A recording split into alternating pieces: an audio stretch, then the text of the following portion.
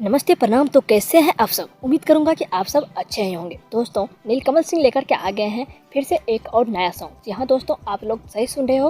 नीलकमल सिंह लेकर के आए हैं ओढ़नी मैलबा। गाने का टाइटल है यानी एल्बम का नाम है। जी हाँ दोस्तों, एक टाइम था जो कि हरी हरी ओढ़नी अनुपमा यादव और पावर स्टार पवन सिंह के गाने आप लोग देखे होंगे। वो गाने बहुत ही सुपर डुपर हिट रहा।